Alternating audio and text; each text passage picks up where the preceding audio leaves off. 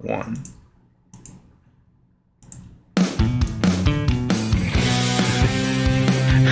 All right. Welcome back, welcome in. Yeah, found us once again. Shoot the Gap, the Rabbit Hole Fantasy Focus show, here to help you Bruntled with your fantasy football team and your fantasy football decision for the first time in a while. At least December, we can say that. You know, it's actually me. It's me. I get to introduce somebody. I am your humble host, Brian the Nugo Bald, and I get to introduce Connor, the Gut Marshall. How you doing? I'm doing good. Good timing as always. You introduced me right when the song ended. You just Hey, look at that. Yeah, we've had like one show together in December, I think. So well, it's the first show in November. Okay, we had one show in November. There you go. There you go. So Yeah. Well, starting it's just on a good note for the month. The holidays are a weird time because it forces that your schedules change on a dime. So you don't know what's gonna happen. Some things happen, some things don't happen. So either which way, one of us, if not both, are here. I think this is our 143rd show, man. Yeah, 143. Sure is. Yes. Yeah. Today we're going to go ahead and we're going to jump straight into the Shooter Ceasefire. We got a little bit of news to talk to y'all about. Okay, just a little bit of things that pop up because it's interesting because it just happened. Okay, so I want to go ahead and talk about that. But most of the news that we normally cover, we cover in the Shooter Ceasefire. So let's consolidate. Let's get as much information into you guys as fast as possible. All right, so let's go ahead and let's get started. So just came over today, Connor, that Jameson Williamson, is going to be active. He's absolutely going to be active now. The Lions play the Jags, right? I believe so. Yes, sir. That should be a positive game script day for both teams. Well, not only but here, how does that affect? My big question is, how does that affect Amon-Ra St. Brown? Because he was a straight up sit and forget pretty much top wide receiver. Well, look, I think that while it's not good in the sense that there's another good really talented player that they're gonna try to get involved. Let's be fair now. This is still Jared Goff. He still likes to throw to the slot guys. He historically did. That's what he did in LA. That's what he's done in Detroit. And there were other options. This is going to be Williamson's first game in, so it's not like he's going to go 12 for 202 or anything crazy like that. You're probably looking at a modest 4 to 6 targets, maybe 60 yards on the high end, which is good. That can eat into Amon-Ra St. Brown's ceiling, but he's a slot guy. Those guys are floor plays. That's what made him so awesome, was that he had this really high floor. He's still gonna, I think, get at least 8 targets. I think he should be good. I think it opens up the Lions' offense. I think you're looking at it the wrong way. It's good for the offense, not bad. Everyone should get an uptick, All right, okay. Jerry Jeudy, he's moving in the right direction to play. So Jerry Jeudy, does that have any type of effect on Courtland Sutton? See answer previous. Really? Yes. Really? Okay. Well, Courtland Sutton, he actually just started becoming relevant because Jerry Jeudy's out. So does he go back to irrelevance? Ask. You're saying that it lifts all boats. No, you're right, because Russell Wilson is not. I can't believe I'm saying this, but he's not producing for fantasy like Jared Goff is. So maybe it's true, though, man. Yeah, I guess you're right. Strike that. All right. One more bit of news that popped up that everybody is concerned about, and it hits you. Well, actually, 2 bits of news. 2 bits of news. I'll do one that concerns me directly and one that concerns you directly. This is exciting. All right. Okay, so we'll do mine first. So Justin Fields. Ooh, yeah. Cleared to play. Okay, against Green Bay, who Jalen Hurts just set all these league records against. Okay, and they have the same style of play. All right, so what's your thoughts on Justin Fields returning to the field?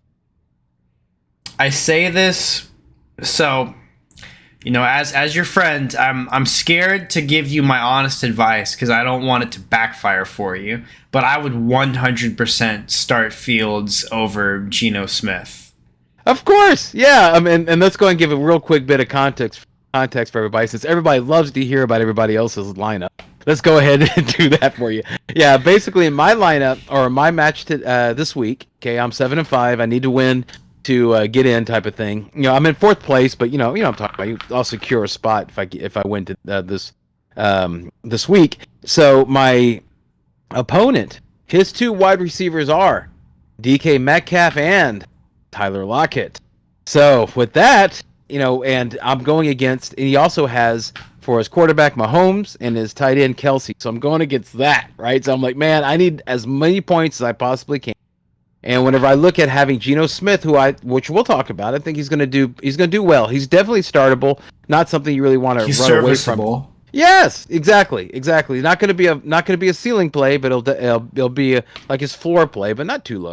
I mean, you'll be all right. You'll be okay with it. He's not going to lose your match, but he's not going to win your match for you. But I'm going against Patrick Mahomes, and then his wide receivers are there, going to be siphoning off all the yards. Every yard pretty much is going to be Geno's. Every Geno yard is going to be one of theirs, and plus they get the extra point because it's a 1-point PPR per catch. So it's like I can't get ahead. So I have Fields, and I'm going to start Fields. Yes, absolutely. And it's interesting because my wife has Jamar Chase, and I asked her, I said, "Are you starting Jamar Chase?" She says, "Absolutely." She loves Jamar Chase. That's her favorite player in the whole NFL is Jamar Chase. And so she's like, "Yes, I want to play it." She's, I love my lineup, and I love playing this game more when Jamar Chase is in my lineup. And I was like, "That's ridiculous." Now here comes Justin Fields. I'm like, "Oh my gosh, I love playing. Yeah. I love my roster so much more when Justin Fields is in." I mean, come on. Yeah, you have you have Derrick Henry too. I know there's ups and downs, but it's fun when Derrick Henry goes off and he's on your team. Yeah, dude.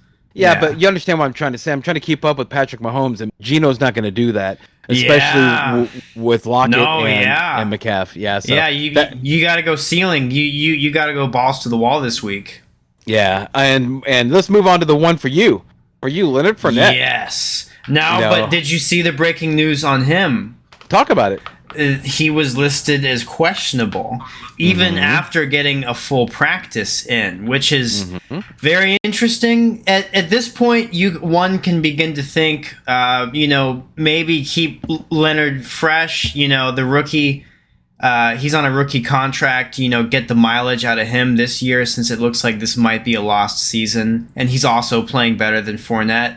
So it's both a good move in the money, and it actually could get them a chance at winning.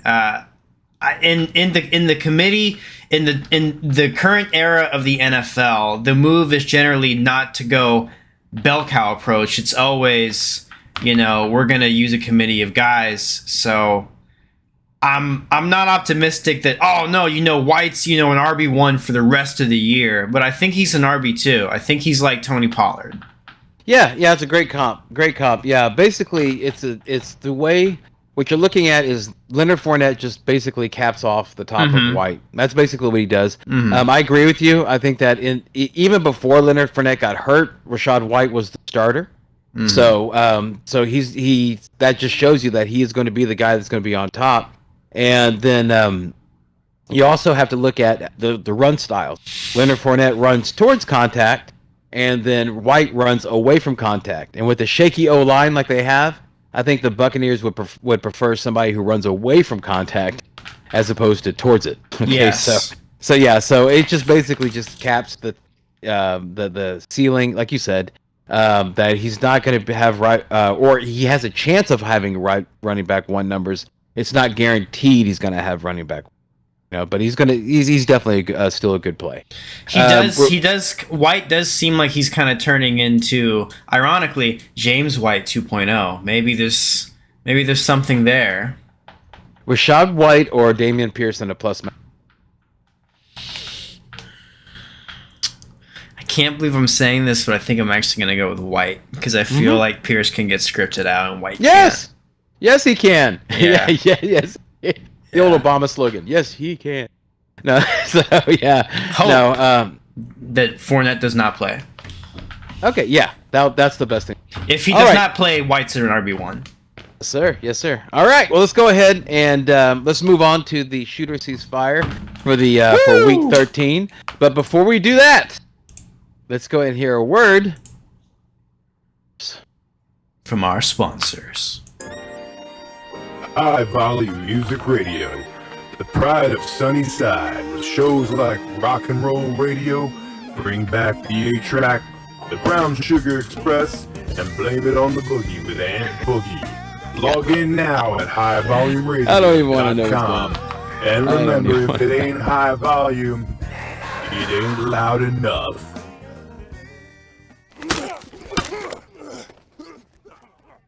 Now back to Shoot the Gap with your host, Brian, the Amigo Baldwin. And we're back. All right. Okay. All right. Welcome back, everybody. Hope you enjoyed that little commercial there. So let's go ahead and get started. Start us off, Connor. All right. Well, you know what? Since we have a real show today, the announcer voice feels like Hey. the announcer voice. I showed up today. I'm not bailing. I'm here. And the first game we have are the Pittsburgh Steelers against the Atlanta Falcons. It's a 42.5 over-under with the Falcons as 0-point favorites. What? 0-point favorite? Yeah, Vegas is What? being weird. That's I'm reading the script. That's what it says. Okay. Okay. You know, that's like asking somebody, is it going to rain? I don't know. Well, Oh. you seem to care about the weather. What is the weather for this game? It's a dome. It's a dome game. It's a Who dome cares? game. It's Well, a- these offenses are going to need it because Yeah. they play like they're not in a dome. Are you interested in any of the quarterbacks? Kenny Pickett, Marcus Mariota? No. Yeah, me either. Let's talk about the running back side. Let's talk about Pittsburgh. So Najee Harris. He's in my went from- flex. Okay, he went from like, oh my gosh, he's going to have he has an abdominal injury, has a groin strain, it's whatever the case may be, he's going to be out for at least, a month. And this is like, I was watching this one fantasy doctor who actually said that straight into the camera. And it's one that I like because he gives me medical information, but one I don't like because he'll start giving me like fantasy advice. I'm like, dude, I don't need that. I just need you to stick to the road, brother. Just tell me what's going on. And even that, he was wrong. So watch out for his fantasy advice. Sounds like my gut works better because I'm starting him. Yeah, I would be concerned. I'd be concerned about a couple of things. It sounds a little. It does sound a little to me like it's going to be a little snap county. Okay, like they're going to be doing a snap count. Jalen Warren, especially if he's healthy. I would expect more Warren than I would of Najee, and there's a chance of Najee re-injuring. Whatever happened to him. I'm looking at the matchup is a great matchup. That's the thing, is that Okay. You saw what DeAndre Foreman did to the Atlanta Falcons twice. Yeah. I mean, and that was the only time Deontay Foreman was anything was when he played the Atlanta Falcons. When he played anybody else, he was average to subpar. So I can understand you doing that. He hasn't gotten a full practice yet, so just keep an eye out because he might be a game time decision. I don't know. Jalen Warren. Okay, so talk to me about why you are confident about Najee Harris, starting Najee Harris in your flex, even though you know about Jalen Warren coming back and Benny Snell being taken off injury list.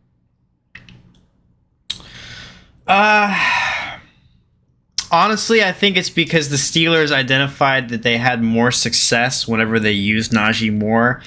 I think they understand that Najee is one of their better players, and they need to be a little more creative with how they're going to get the ball to him. And I think they're going to lean on him because he's already been cleared.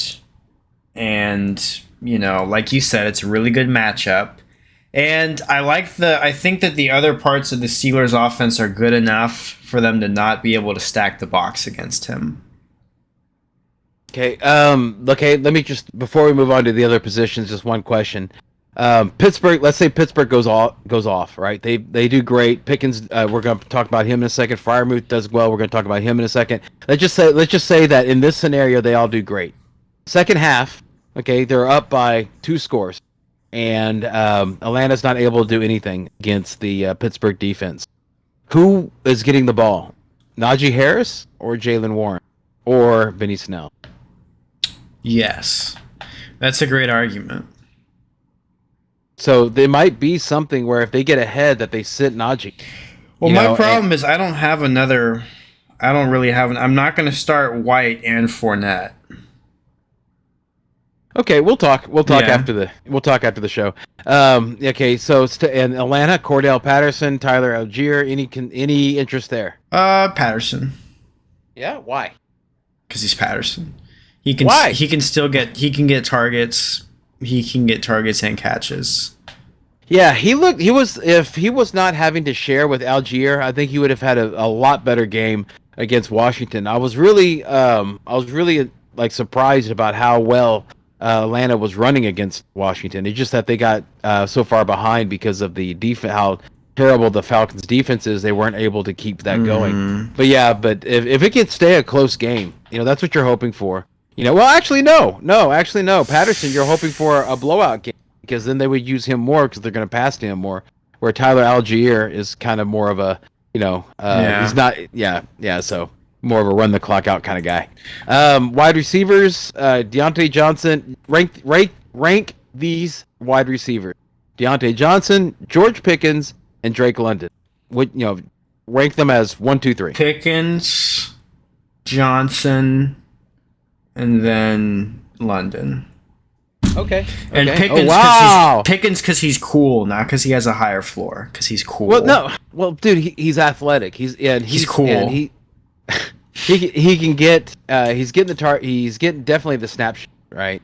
So he absolutely is getting the work. He's getting 19.4% target share, 28.6% end zone target share, and 28.7% air yard share.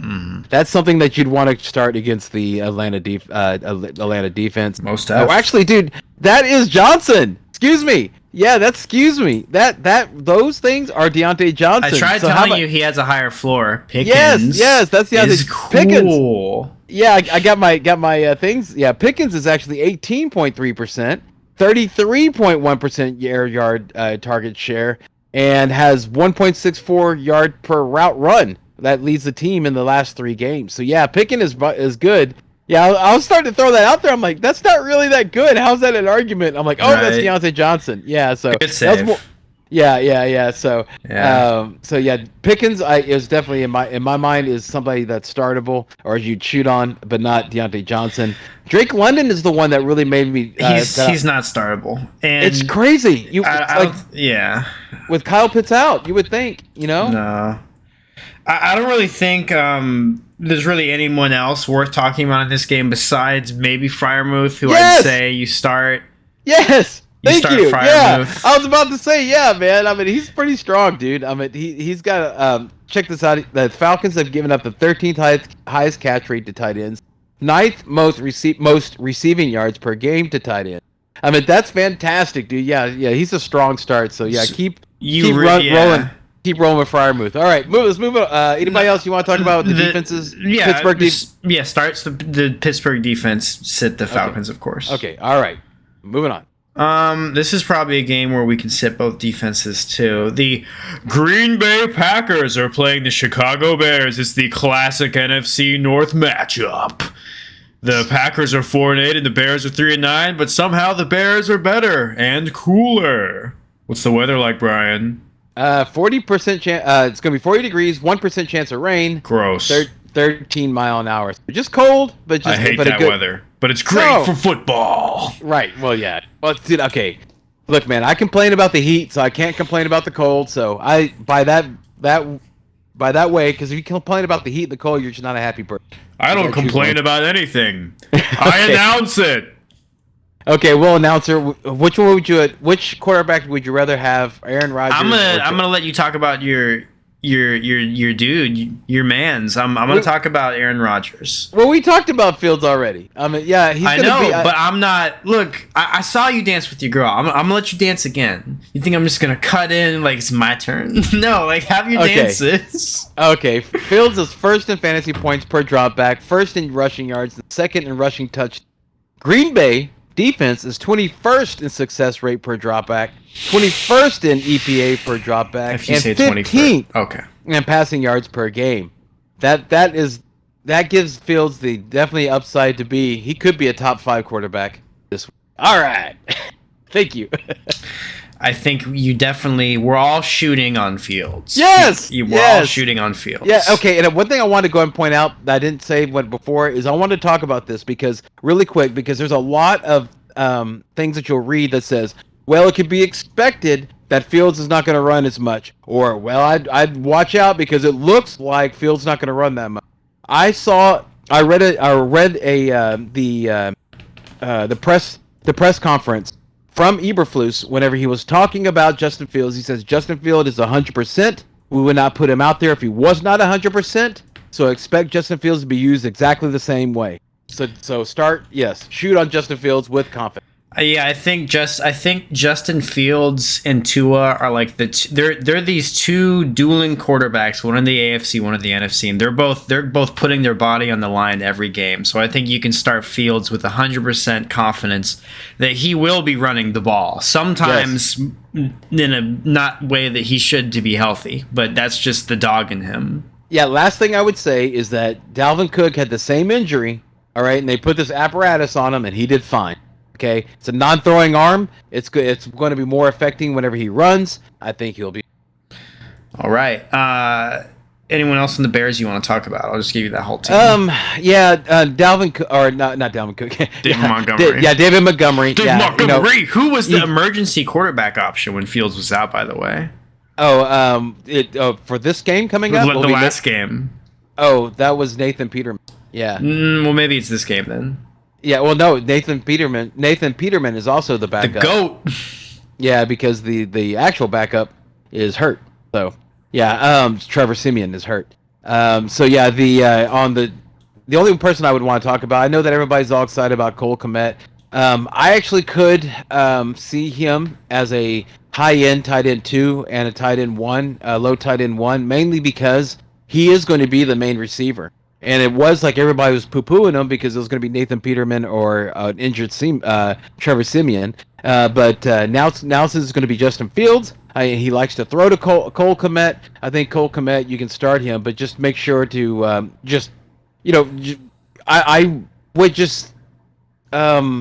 think he would be a solid start. How about that? It's going to be a solid start. But David Montgomery, he's the only guy back there. I know Darrington Evans cut into his work a little bit, but I'm not worried about it. And the Packers can't stop the run.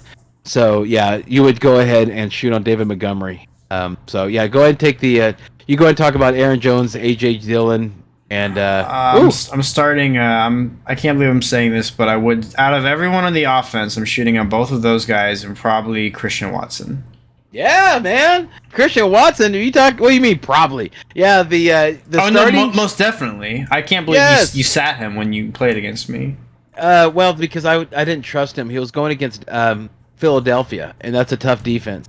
And so I didn't know if it was a mirage or if it wasn't a mirage. Okay, now I know it's. But with Chicago, their starting safety is on IR, and the other safety and cornerback are out due to concussion. Okay, so they have backup on top of backup going against the speed of Christian Watson. Yeah, man. Shoot on Christian Watson with confidence, brother. Yeah, the other one, that's not the concern. Alan Lazard and Randall Cobb and Chase Claypool are the only wide receivers in this matchup that are. And you're not really too excited about either of those, right? No, not enough to talk about on this show. Moving on. All right. I like this game. The Jacksonville Jaguars at the Detroit Lions. The battle of the big cats. One animal that, for how awesome it sounds, really sucks in the NFL pecking order, and the other a team with the strongest bite power, yet somehow only the third strongest record in its division. All right. Over under?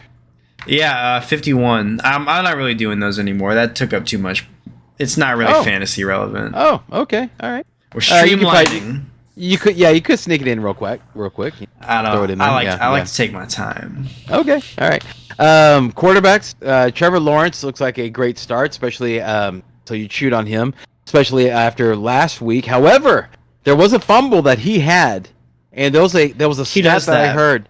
There was a Trevor Lawrence. There was a stat that I heard yesterday or today that if that in I think half point or whatever in a non-juiced league, he scored 33 points. Trevor Lawrence, but if he would have lost that one fumble, he would have only scored 19 fantasy points, and it'd be a lot different. We'd be all thinking different.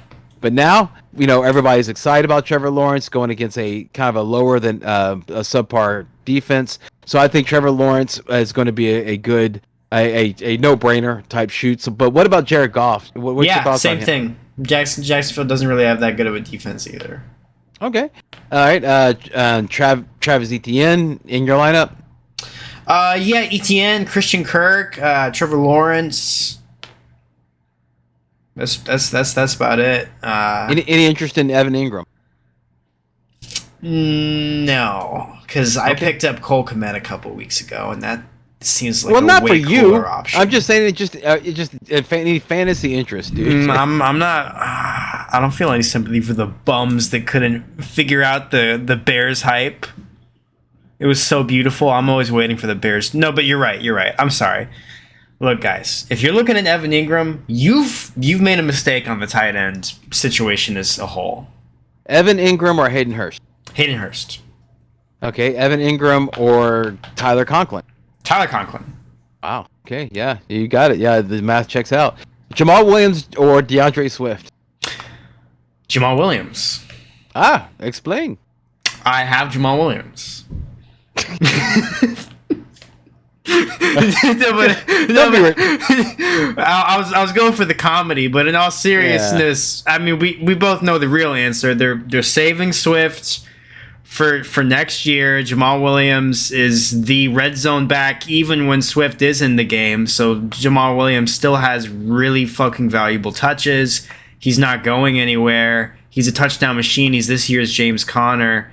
I'd be chasing it to the end of the year until he gives you like a 2 or 3 game slump, and then maybe if you have a better option, you turn from it. Yeah, there's enough data to where you can throw out as many numbers as far as like the success rate against Jacksonville and all that, but there's enough data on Jamal Williams where you actually shoot on him with confidence. Swift is the one you're concerned about. Yep. He's averaged 8 touches and 29 total yards while playing 31 to 34% of the snaps. That's not good. That sounds like somebody who's touchdown dependent, and when Jamal Williams is the goal line guy. So yeah, and instead of keeping it a 2-back way, it's now a committee. Jamal Williams is still the main guy, but they have another guy spelling as well besides Swift. yeah, okay. You already talked about Christian Kirk. Yeah, I mean that's somebody I think that's that everyone. I mean, well. Hang on. There's a darling of the waiver wire that we need to talk about because people are going to probably have concerns or questions about Zay Jones. All right, Zay Jones. Okay, let's talk about that. All right. So last week he had a 37.8% target share, hauling in 11 grabs and 145 receiving yards. All right, he's the wide receiver 29 in fantasy, with a 22.7% target share and 8th red zone looks, and he's ranked 34th in PFF receiving grades and 54th in yards per route run. mm-hmm. So that's exciting. Are you excited exciting. Are you excited about Zay Jones? Enough to look and see that he's available in our league. Okay. Not excited enough to make a move and pick him up right this second. Zay Jones or OBJ? Yeah, because we didn't talk about OBJ. Yeah. Fuck! You know what? No, because I think that what you said is right. I bet that's totally like an exec saying that. Let's talk about that real quick. Let's just throw. I mean, I know that fuck it, man. Let's talk about OBJ real quick. We didn't talk about OBJ in the top. We should have, but we didn't. So there's news that came out that an executive said that it doesn't look like that Odell Beckham Jr. is going to be able to contribute to a team this season. All right. Now it said it was an unnamed executive, and so whenever Connor and I first were talking about it, when you first read that news, Connor, what was your thoughts? How did you digest you being a manager of OBJ? In both of my leagues, my initial reaction was, man, I gotta drop him and find like someone else, because it's like the whole he hasn't done anything this season, so he's just like a player on your bench that you're waiting to be something. So it's like it feels like you're getting ahead of the curve in the act of dropping him. Yeah, Yeah, but when I told Connor was that, first of all, it's an unnamed executive, so you don't know who it is, right? Mm-hmm. And last we heard, if you look at the timeline, if you look at the logic, last we heard was on Friday he met with the Giants, and then there was a blurb that the Giants have a very good chance of signing him.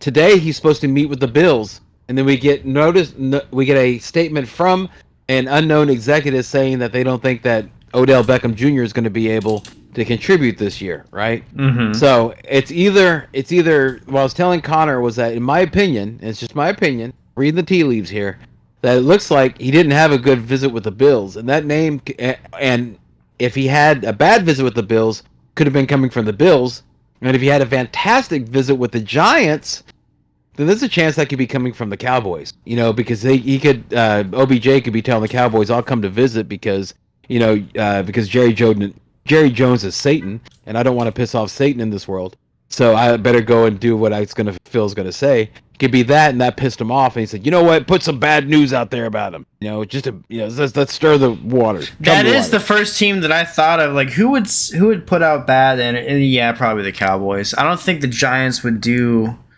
OBJ like that because I feel like they need him more than the Cowboys. Yeah, absolutely, the Giants. Yeah. That's the problem with Barkley. That's just why in my league, we'll talk about Barkley. Well, I'll just say it real quick. In my league, I'm sitting Barkley because there's anytime I'm staying away today, especially this week, away from the term temper your expectation. If you hear that on your fantasy player, I would look to pivot. Because this is not a week to be tempering your expectation. Unless you're like Connor, you've already secured a playoff spot. Mm-hmm. If you haven't done that, you're fighting like I am. If you can prevent it, don't start the guys that temper. So, and the reason why it's temper your expectations is because they just stack the box against the run, and because there's nobody that can really beat them. But even Darius Slayton, their threat, he's sick. So they don't. He's questionable because of.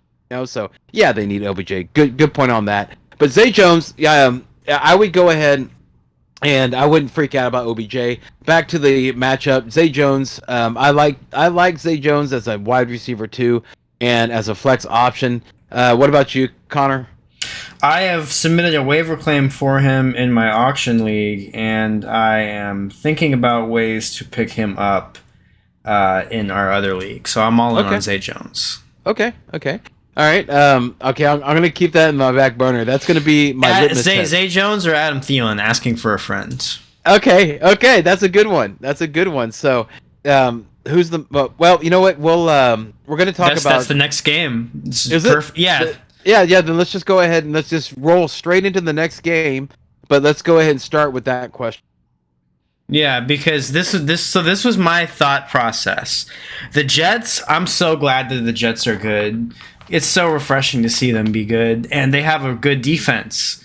They have like this awesome like rookie corner, and I read some insane stat that he's shutting down like an absurd amount of like good wide receivers that he's playing against. And about who? Yeah, I was asking who are you talking about on that? I forgot his name. He has a nickname. Sauce Gardner? Yes. Okay. Yeah, Sauce Gardner. Okay. And so I figured, okay, Justin Jefferson's gonna get the assignment, and that means that Adam Thielen and T.J. Hawkinson and Dalvin Cook should all get more love, and Adam Thielen is probably like a smaller fish than Hawkinson, so Adam Thielen's gonna get the easiest assignment. He could probably have like a good safety valve day. Yeah, if I had a choice between Zay Jones and Adam Thielen, I personally would go Zay Jones. And let me explain, right? With TJ Hawkinson coming aboard, Adam Thielen is having his touchdown, his red zone looks, goal line looks, taken away from him. Okay, it's all going towards TJ Hawkinson. And that's where Adam Thielen was really making his hay, was on those touchdowns. Right now he has a 19.5% target share, and he ranks 55th in fantasy points per target, and 76 in yards per route run. He's also the 6th among wide receivers in red zone targets, which keeps him kind of around wide receiver 3, wide receiver 4. I would put Zay Jones as a wide receiver 2. So 1 and 1 equals 2. I would go with Zay Jones. Okay, you've won me over. I'm gonna pick up Zay Jones right now. Well, the data run you over, dude, not me. I'm just Even though Zay Jones is questionable, though. Okay. Well, what's Zay Jones questionable with? Chest. Huh? It's his chest. It's his chest. But what? I mean, just look at it real quick. What is it telling you? What's the review that it's telling you? The notes are saying he's gonna play though. Yeah. That's what I'm saying. I haven't seen anything where he's like limited, or this is a problem, or this is an issue, or anything like that. I haven't seen that at all. Okay. Yeah. So well, boom. So yeah, he's in.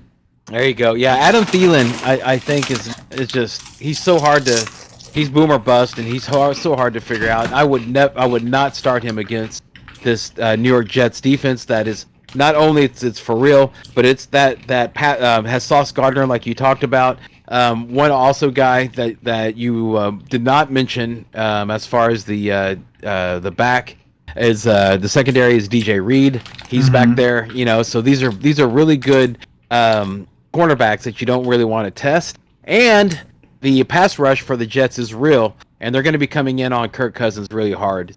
I don't see that. So let's go and talk about the quarterbacks.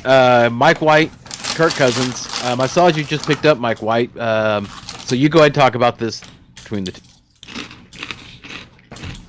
I'm buying all into the Mike White hype. He's cool.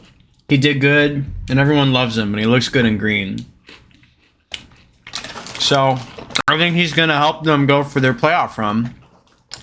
Yeah. Any concerns that last year we saw Mike White explode on the scene, and then the next week he did worse, and then the next week after that he did a little worse. I know there was an injury that was the cause of it, or kind of played into it. But are you anything like that? Are you worried about that at all? No, Brian, because I have Josh Allen. This is just, I dropped Jimmy Garoppolo for him. Well, no, okay. So let me be clear. Whenever I say, "Are you have any concerns or anything like that?" I'm not trying to talk to you about you and your specific roster. Right. I'm just talking about like you and generally, as in like anybody watching this and they're trying to make a decision on Mike White. That was very helpful though, saying that you dropped Jimmy G for Mike White, because that's a very good question that people are going to have. And I dropped Kirk Cousins for him in my other league. In my auction league, I have Tua, Deshaun, and now I have Mike White. Okay, so why did you drop? Kirk Cousins? Because Mike White's fun. He has more upside. It's more exciting. I have two other quarterbacks anyway. So what I'm trying to do. It's a defensive move. What I'm saying is I'm buying the chance that Mike White could be a league-winning quarterback, and I'm taking that away from I'm taking that option off the table. Because if I just stash him on my team, oh shit, you were a league-winning quarterback away from winning it all. Sucks, bro. Okay.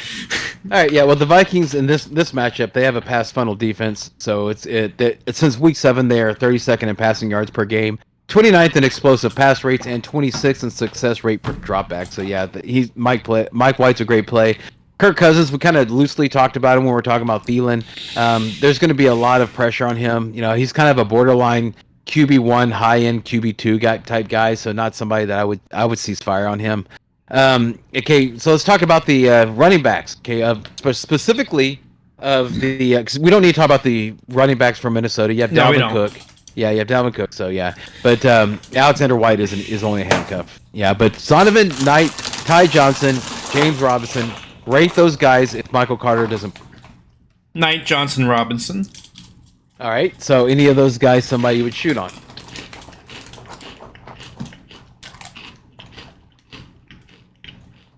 Knight.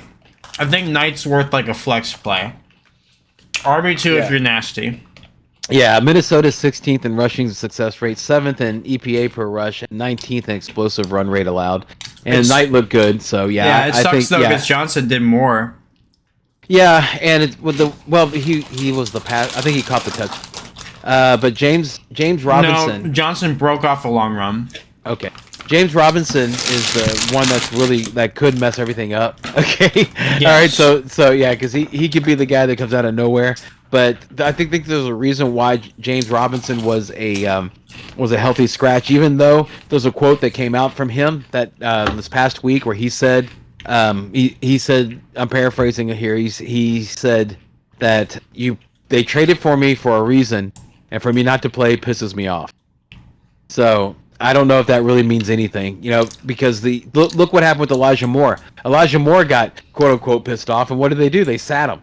Okay, so they didn't trade him; they sat him. They said, "Okay, you want to be mad? Get mad on the bench." Mm-hmm. So I don't think that's really going to be any influence. So yeah, I think Zonovan Bam Knight, that's his nickname, Bam. I think he's going to be the guy that you'd want to own or manage or put into your lineup the Jets guys that have nicknames tend to be the good ones, so you should follow that trend. There we go. Wide receivers, Garrett Wilson. Nothing really. Shoot. Yes. Yeah, absolutely right. So Corey Davis, Elijah Moore. Should anybody have any interest in them? Nah. Yeah, I agree. I think Elijah Moore catching the touchdown. It took a touchdown for you to get exciting. I just don't believe it just yet. I don't trust it. If you have a spot on your bench, sure, especially in deeper leags, put him there, check it out, but don't put him in your starting lineup. I'm just not feeling it. There you go. Justin Jefferson, yeah, he's a must start. So there's no, really, if you're having to decide if you're going to start him or not, congratulations on such a great roster. Okay, you should always shoot on him. starting someone else over Justin Jefferson always makes it feel like you're cheating on your dime piece wife with a 5. Like, what am I doing? I had Justin Jefferson. Both tight ends are in. Conklin, T.J. Hawkinson. Yeah, bro. Okay, all right, then that's. And I'm not going to spend too much time on these guys because you don't really have to. Okay, how about this? I'll just go and throw one thing out for Conklin because you don't have to on Hawkinson. All right, Minnesota has allowed the 9th highest catch rate, 9th highest yards per reception, and 8th most touchdowns tight end. There you go. Okay, so all right. Let's move on. Now we had a lot of stake in a lot of these earlier games, but I think we can probably breeze through a couple of these pretty quickly. This one, the Washington Commanders and the New York Giants. I don't really think there's a lot of people to talk about in this game. I mean, you sat Saquon, so you ceasefired on him. Yeah, well, okay. Again, the reason why I'm sitting Saquon, is because I have, as my running backs choices, I have Ramondre Stevenson and Derrick Henry, and Saquon. All right, those are my choices, right? And so I went ahead and already put Ramondre Stevenson in the lineup. He didn't give me the points I was hoping for, but he's not going to lose me the week. 16 points in our league, I think that's good. That's RB2 numbers, that's fine. He's in my RB2. And so the reason why I'm ceasefiring on Saquon Barkley in my lineup is because I have Keenan Allen, and I need ceiling plays. I told y'all earlier what I'm going against, so I need ceiling plays. I think that Keenan Allen in a fantastic matchup is going to give me a lot more points than Barkley. And plus, Barkley is the temper your expectations. So if you don't have anything better, I get it. But that's the one. That's the reason why I'm putting him on the bench because I think he's seriously in our league. This is what I was expecting, 16 points from Barkley. I got that from Ramondre Stevenson. So in my mind, I'm thinking, why should I try that again whenever I have a chance to get a ceiling play from Allen? Brian Robinson, how do you feel about him if Antonio Gibson can't? I feel like you probably have to start him. Yeah, I agree. I think he would be a great start. Antonio Gibson is already kind of gippy with a foot issue anyway. He came out of the game last game with the issue. So yeah, Brian Robinson I think he's good. So let me ask you, Connor, before you ask me, I'm going to get it to you. Okay, Brian Robinson or Saquon Barkley? Saquon. Oh, that was fast. I was expecting more drama. Me?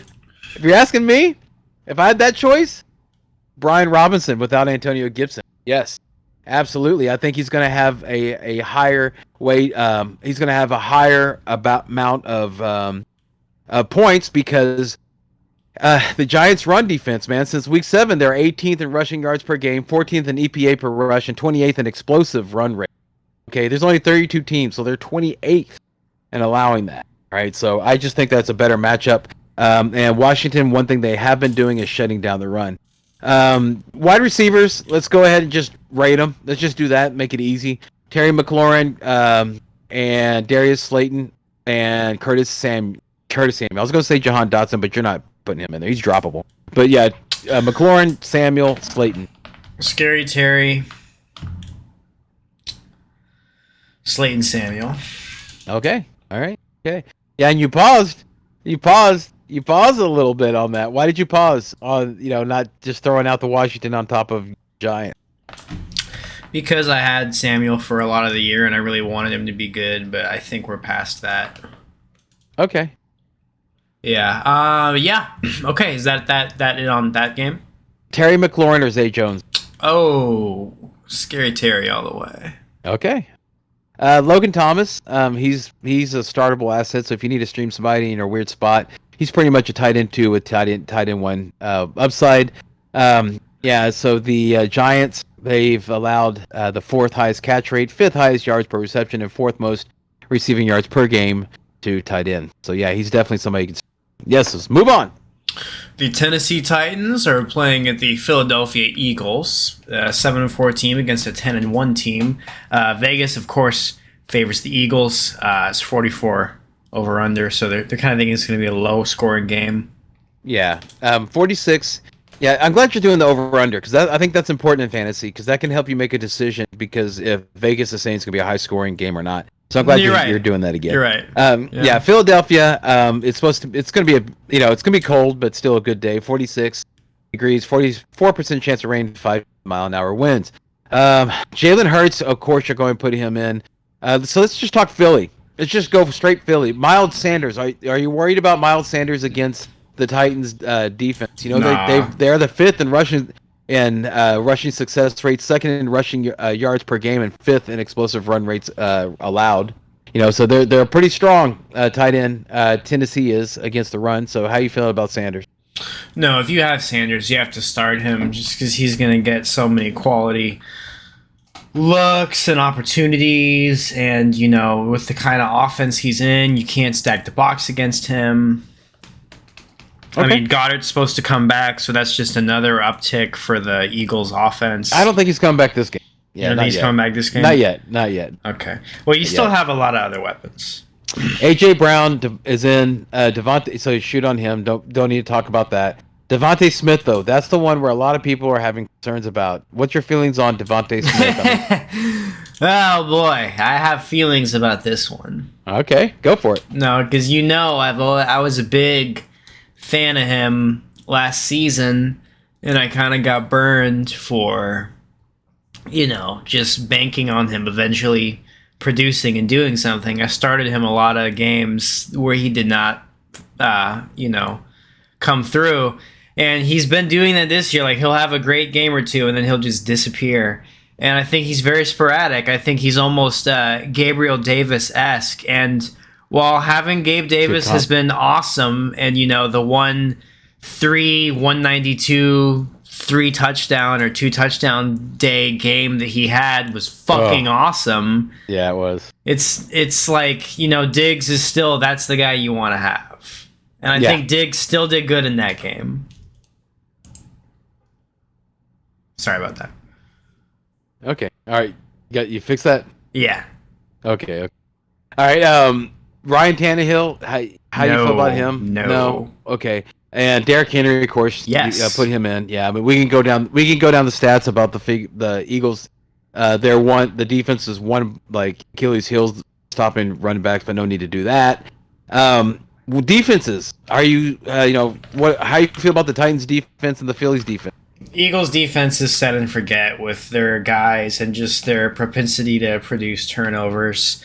Titans, you're also not starting a defense against the Eagles if it's a stream, and I do feel like the Titans do have some non-stream appeal, but I still wouldn't start against the Eagles. They're still Yeah, and the wide receivers, I'm basically the only one you want to shoot on the Tennessee Titans is Derrick Henry, and that's it.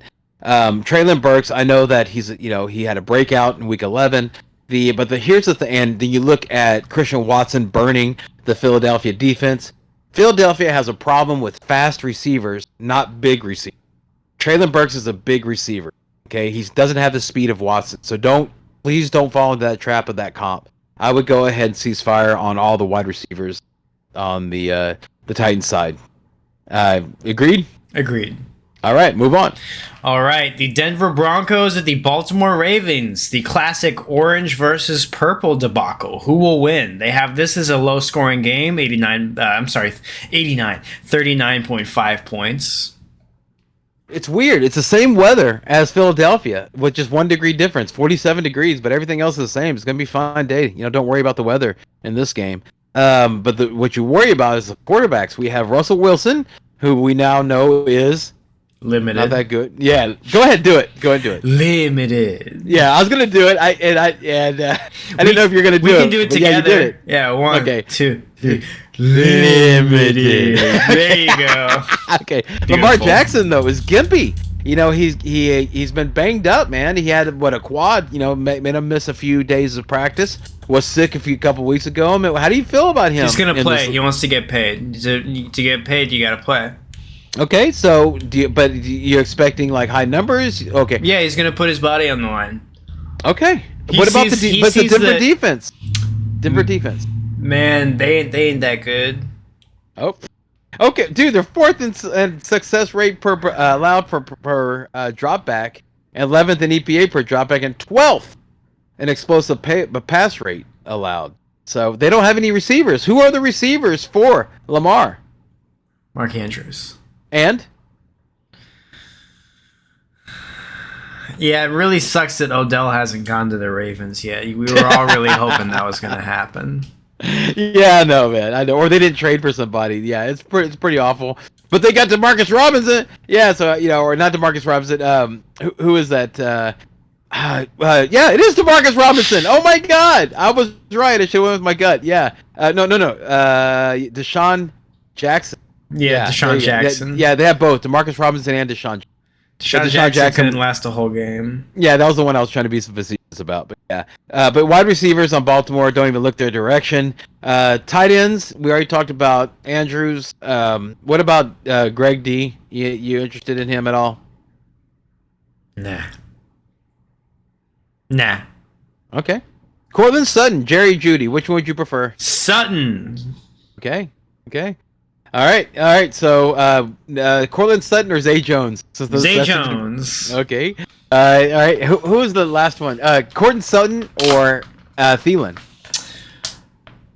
Oh, dude. It's like telling me to bang 2 ugly chicks. Hey, I gotta man. choose. In the right light, they're both beautiful. Yeah, but I'm not in that light, man. I don't want to do what it takes to get there. Oh, God. Probably Sutton. Sutton. Okay. Wow, that was tough. I did the fake gag and everything. Yeah, you did. So, are any interested in Denver's defense or Baltimore's defense in this thing? Baltimore, but not Denver. Oh, wow. Okay. And, of course, I always want to say this because he's on my team. Justin Tucker. Yeah, make sure to shoot on.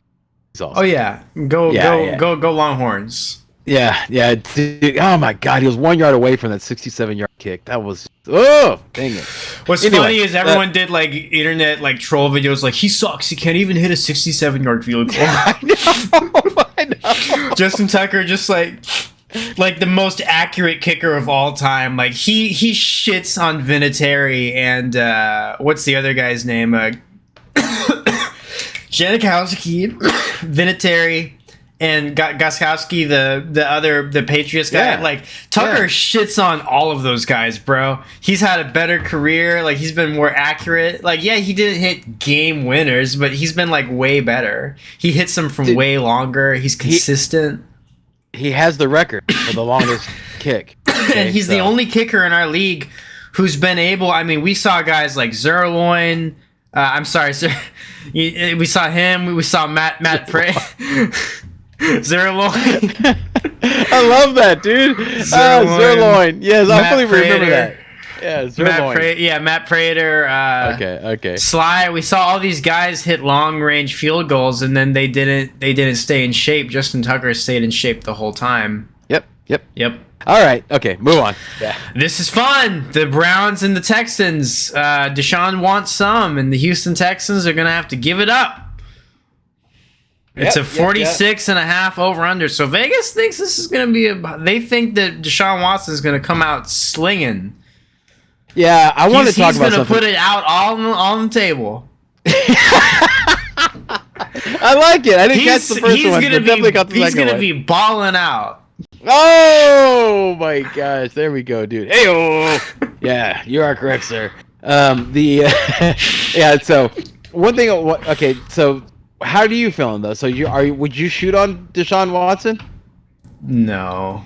Yeah, I wouldn't. Not on his first game back in 2 years. He hasn't played in front of people since 2019, since he did play in 2020, but that was the COVID year, and there was nobody there. I don't think he's going to be as starstruck or as bad as Russell Wilson's first game, but I agree with you. Yeah. I don't think it's start-worthy. I think we're looking at, like 150 yards and a touchdown, and maybe like that. That's a very realistic expectation. Yeah, but let me be clear. Let's be clear and let's be honest about this. Okay, starstruck. And like you're talking about, like going back to your old team and having problems with it. That's what happened with Tom Brady. Okay, because Tom Brady is a good quarterback, but he had an off game, and it said that was the hardest game for him to prepare for, was going back to New England, back to Foxborough to play.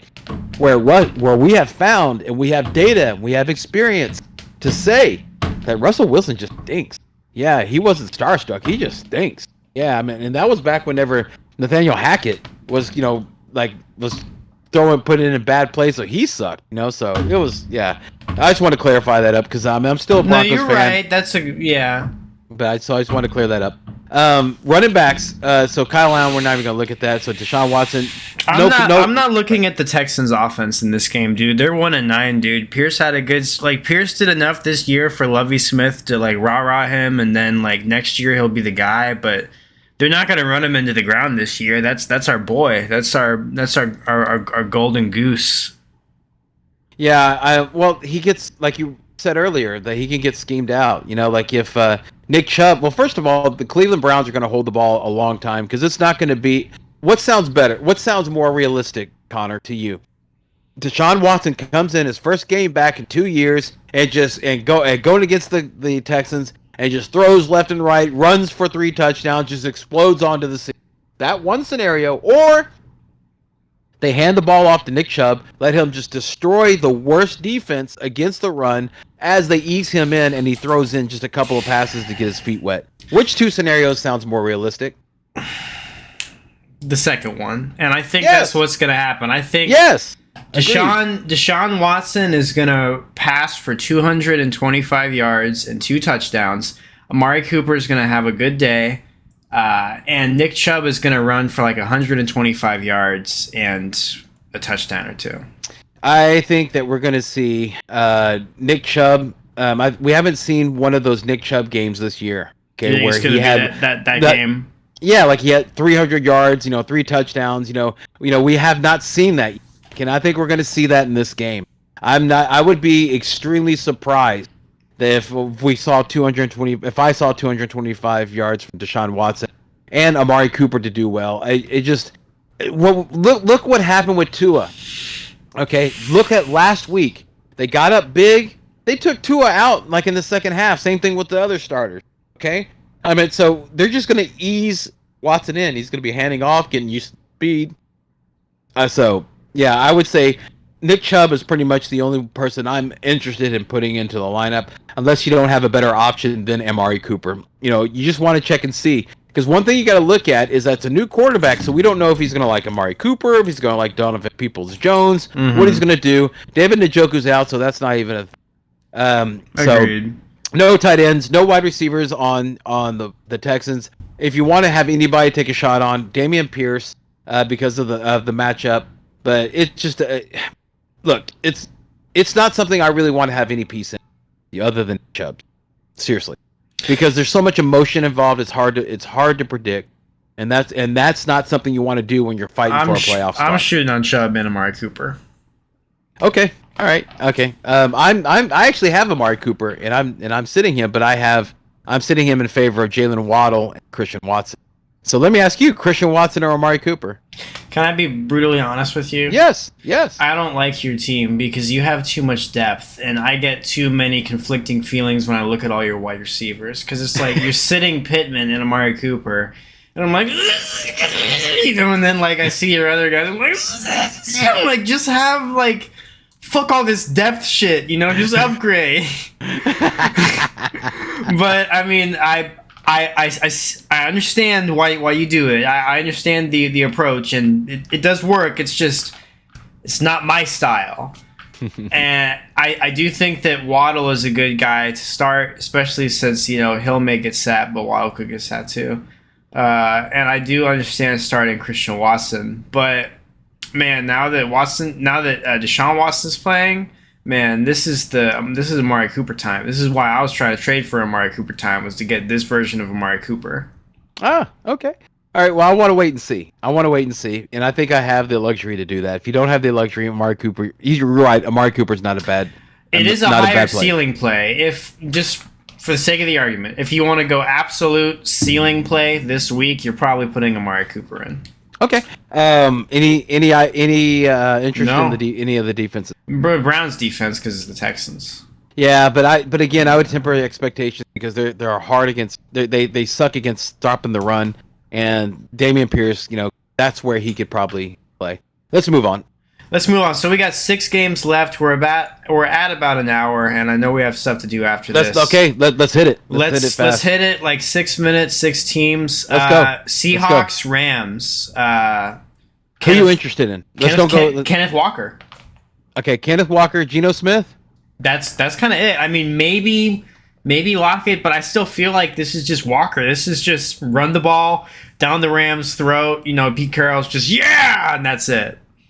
Yeah, I agree with you on that. Geno Smith, I think, is a good start, but like we talked about earlier, like if you have Justin Fields, go with that. That's a lot more upside. Geno Smith is a floor play. Yes. And also keep in mind what happened to Kansas City against Pat Mahomes. Okay, last week. Okay, and I know that was with Aaron Donald on there, but the point that I'm making is that they can go ahead and stop a quarterback, and they stopped Patrick Mahomes. So that makes me I'd be fine with starting Geno Smith. I just think he's more of a floor play than he is a ceiling. Kenneth Walker, I think he's a rock solid start. I mean, it just seems like he's going to be the guy who's going to take most of the play, most of the run, because they're going to go and get up. It's going to be almost like the game before, okay, like with the Texans. That if Tyler Lockett or DK Metcalf are the ones that get the touchdown to help get the Seahawks up, then you're happy. But if not, then if they're not one of the ones that get the touchdown to get them up, then you're going to be upset because it's not going to be a big game for Metcalf, like an exploding game for Metcalf or Lockett. It's going to be serviceable, in my opinion. Would you agree with that? Yeah, 100%. Okay. And there's nothing on the Rams that you want to put in your lineup. Nothing. Zero. Nothing. Yeah, and so the tight ends of Seattle. I mean, you can't make a decision between Font and Disley. So just keep on moving. Yeah, I would do Conklin above any of those. Agreed. Give you an idea. Yeah. Agreed. All right, let's move on. Dolphins, Niners. Tua, shoot on Tua. Shoot on Hill, of course. Shoot on Waddle. Ceasefire on Gesicki. Shoot on Jeff Wilson Jr. And that's it for me on that one. Now I will tell you that it's going to be 58 with a 44% chance of rain, and it's considered a quote unquote occasional rain shower. So what is that? Vegas is taking the Niners too. So I guess they're thinking the Niners' more physical style of play is going to be more suited to this weather and this occasional rain shower should not worry anybody. Okay, so don't worry about the weather. I think that I agree with you on that. I am a little bit concerned about Jeff Wilson. He had a tasty matchup against the Texans last week, and he did not perform. So that makes me a little nervous. And with Mostert coming back, he might just cap that out because. So I would. There's those words again. Temper my expectations with Jeff Wilson. Okay, that's definitely what I would do. As far as same thing with CMC.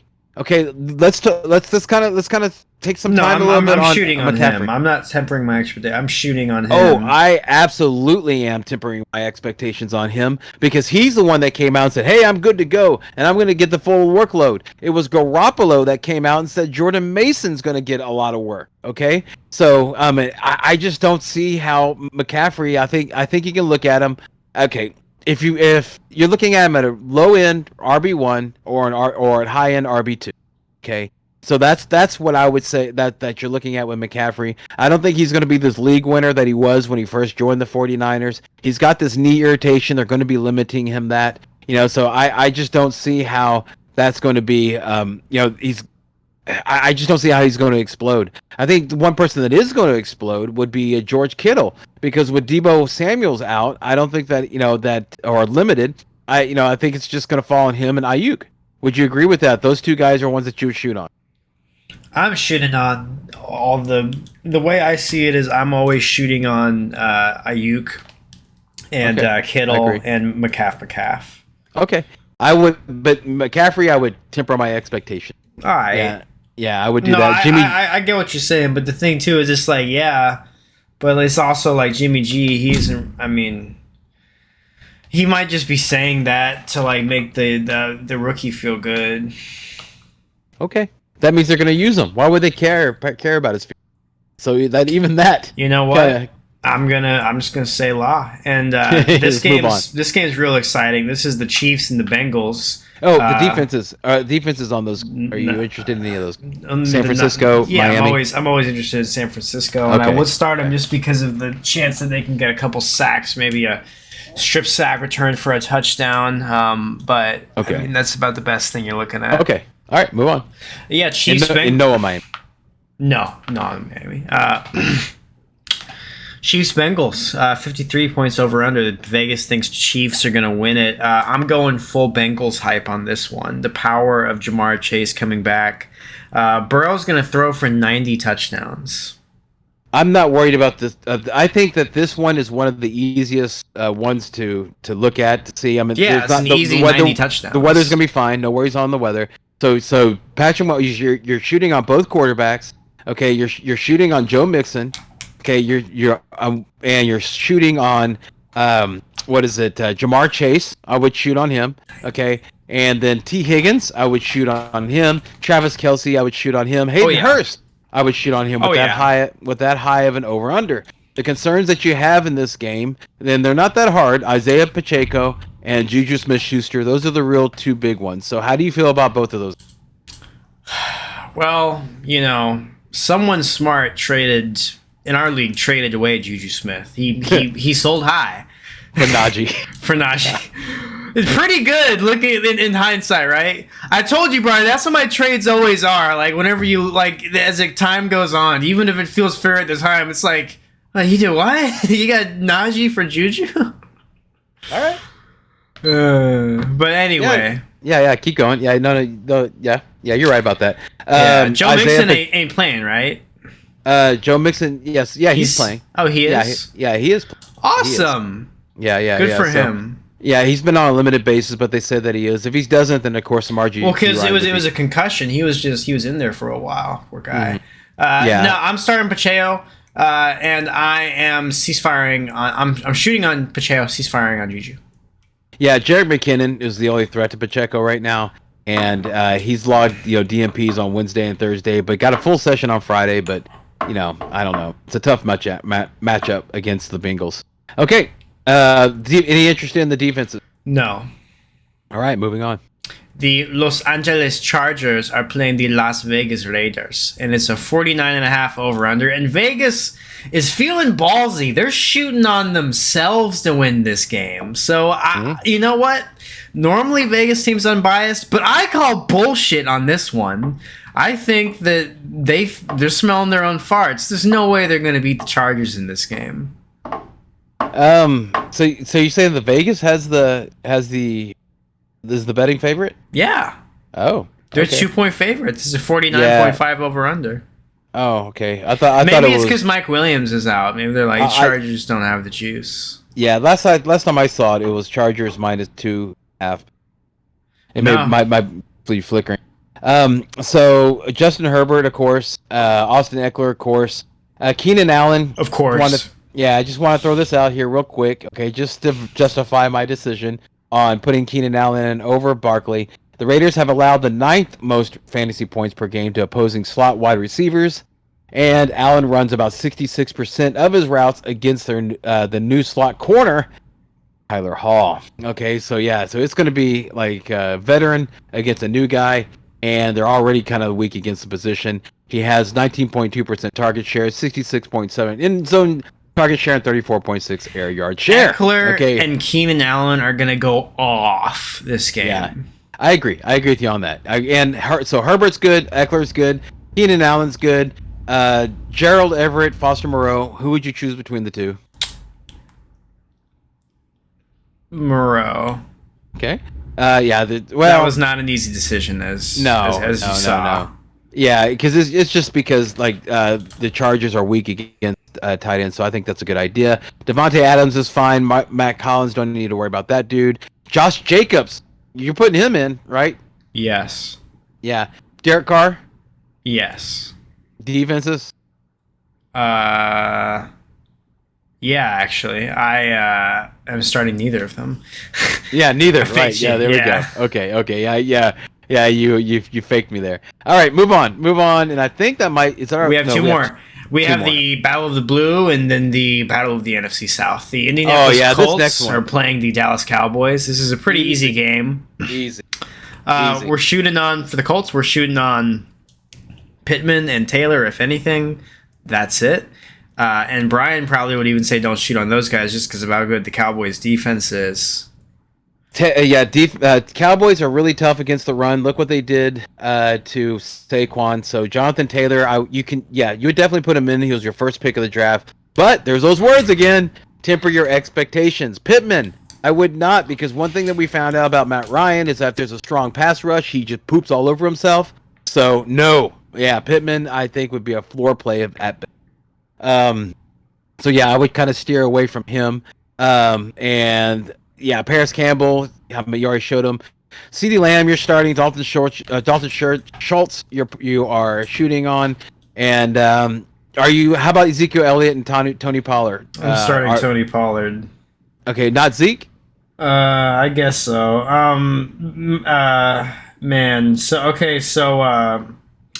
Pittman, Michael Pittman or Adam Thielen asking for a friend? Michael Pittman or Adam Thielen? I think I would probably go Pittman, mainly because he at least is the guy that they look at. He gets short targets and a fast pass rush, and a nervy quarterback throws to the short route, which is Pittman. So I would think that he would have a better chance than Thielen. I just think that, again, it's going to be a floor play. Temper your expectations. Okay. Yeah, remember, it took a huge return, like a kick return, in order for the Colts to be set up to score last. Okay, so keep that in mind. All right. Okay. So now it's against Pittsburgh. Okay, how much better is the defense of Cowboys? Adam Thielen or Zonovan Knight asking for a friend? Oh, Zonovan Knight, man.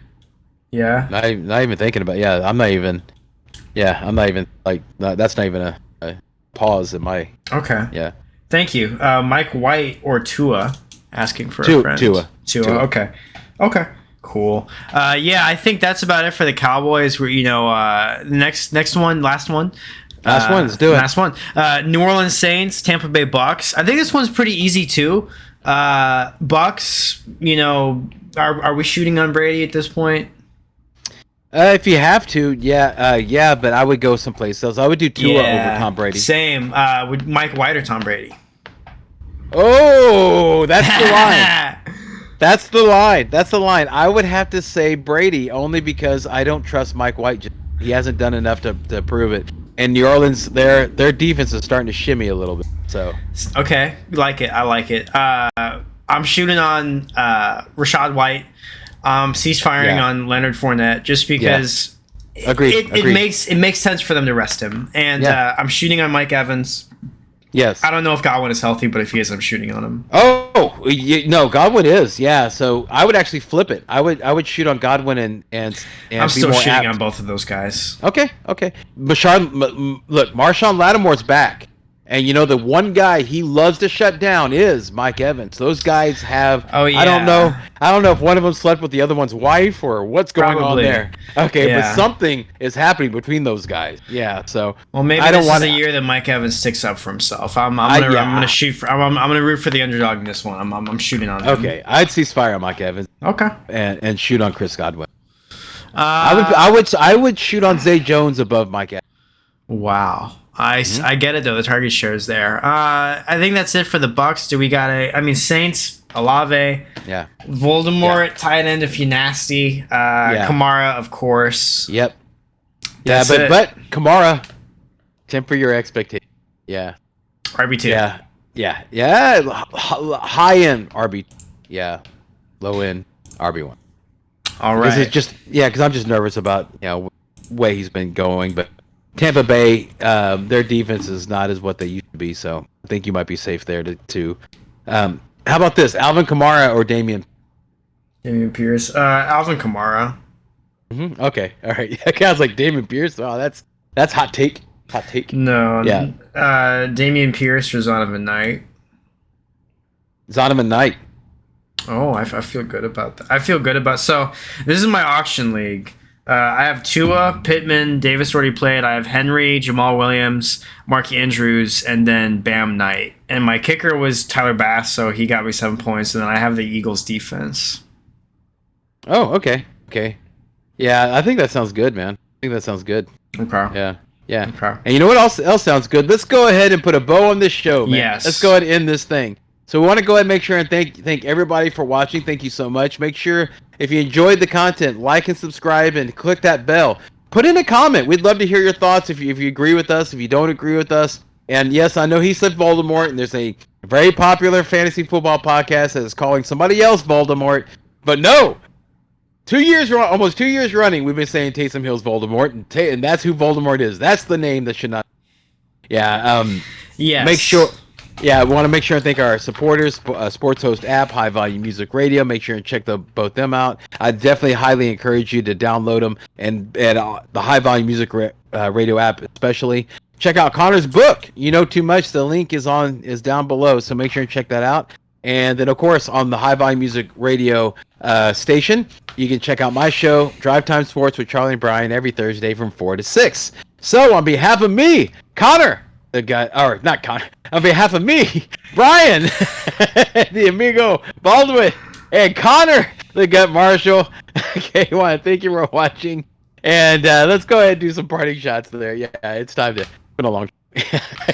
My parting shot is don't give up on looking for hot waiver wire ads, because there are some that pop up. Stuff like Bam Knight. Mike White. Brian was talking about some, like Brian picked up Justin Fields a few weeks ago. A few weeks ago you could have given up, and that's just a testament to how stuff is still picking up. Cole Kmet, that's another one. So don't give up. Battle till the end. Even if it's your last. I mean, we were talking with the doc, and his both of his games were on the line, and he was still giving it his all. And now he's back in the same boat, so he has to battle every week for the rest of the thing, and still he's handling it the right way. Hats off to him. Yeah, and my parting shot is kind of on the same vein. Stay away from temper your expectations. Okay, you'll listen to a lot of. I know if you're listening to us, you're probably listening to other fantasy podcasts and reading other different things. And anytime you hear them say like, "Start Saquon Barkley," temper your expectations. Yeah, I actually even heard one podcast say to start Saquon Barkley, but build up the rest of your lineup to make sure that you can take the low points for Barkley. So this is why you subscribe to Shoot the Gap, because these other podcasts, they're using that passive aggressive corporate lingo bullshit to give themselves immunity from saying that they gave you bad fantasy advice. Oh, well, I told you to blah, blah, blah, blah. Fuck you. Either say start him or don't start him. That's what we do here. That's why you subscribe to Shoot the Gap. Yes. No temper expectations. That was like earlier in the season. No, not That's now. bullshit. We need black and white, start or shoot or ceasefire. And with that, in fantasy football, Connor, as in life. Don't dream it, be it. Yeah, all right. Thank you, everybody, for watching. Good luck on your games. Hope every one of you guys are going to the playoffs.